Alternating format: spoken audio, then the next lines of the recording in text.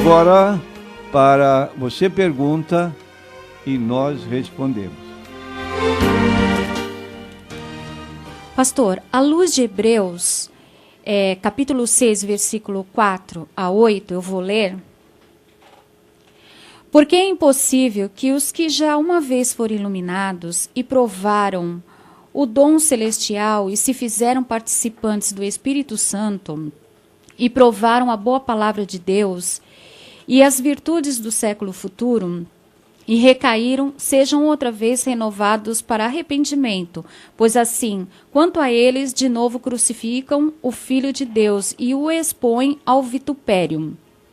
Porque a terra assim embebe a chuva, que muitas vezes cai sobre ela e produz erva proveitosa para aqueles por quem é lavrada, recebem a bênção de Deus. Mas a que produz espinhos e abrolhos é reprovada e perto está da maldição, o seu fim é ser queimada. Pastor, qual a situação de um cristão que cai em pecado e vive na prática viciosa de algum pecado? Há esperança de arrependimento? Vamos considerar o seguinte: é preciso que tenhamos presente que Jesus não nos salva no pecado, mas nos salva do pecado.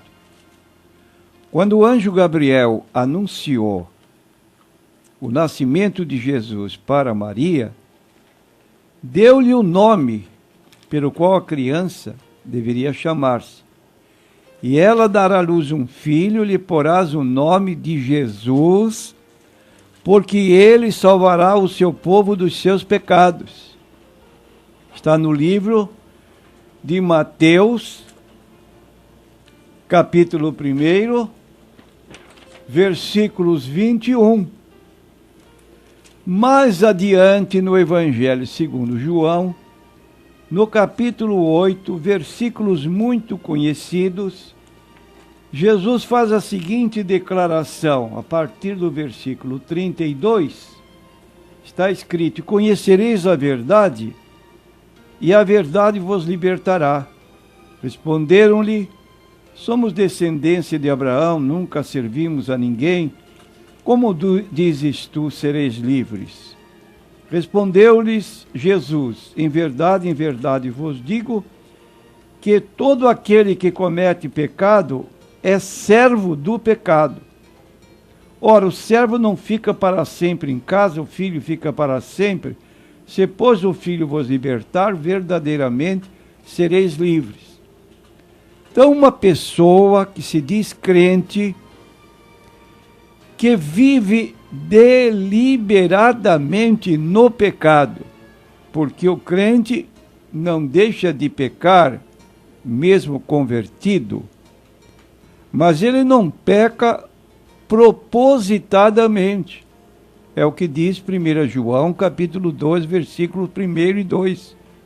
Meus filhinhos, estas coisas vos escrevo para que não pequeis.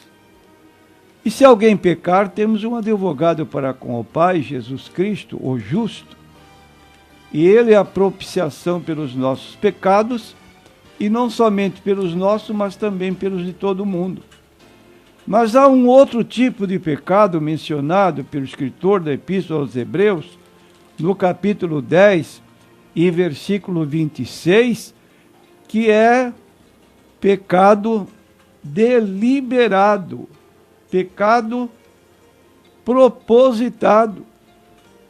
Diz o texto: se pecarmos voluntariamente, depois de termos recebido o conhecimento da verdade, já não resta mais sacrifício pelos pecados. Aí está, já não resta mais sacrifícios pelos pecados. Então é uma pessoa que se tornou com a consciência cauterizada, isto é, a consciência não funciona mais, ele peca com avidez, e para ele tudo normal, não tem problema, está tudo certo. E aí cai na situação que, segundo Pedro, capítulo 2, versículos 20 a 22, declara de certas situações: porquanto se depois de terem escapado das corrupções do mundo, pelo conhecimento do Senhor e Salvador Jesus Cristo, forem outra vez envolvidos nelas e vencidos, tornou-se-lhes o último estado pior do que o primeiro, porque melhor lhes fora não conhecerem o caminho da justiça, do que, conhecendo-o, desviarem-se do santo mandamento que lhes fora dado.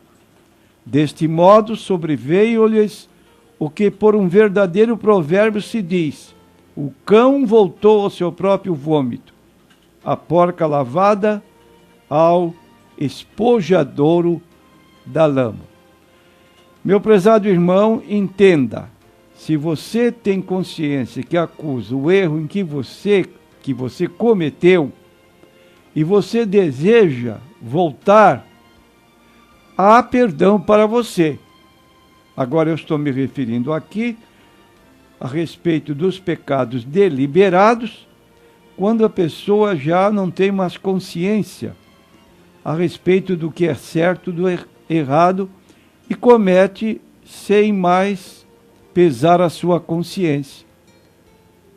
Veja a sua situação e volte para Deus se você notar que ainda sua consciência reclama por descanso e que você quer servir a Deus em verdade e não mais viver em pecado.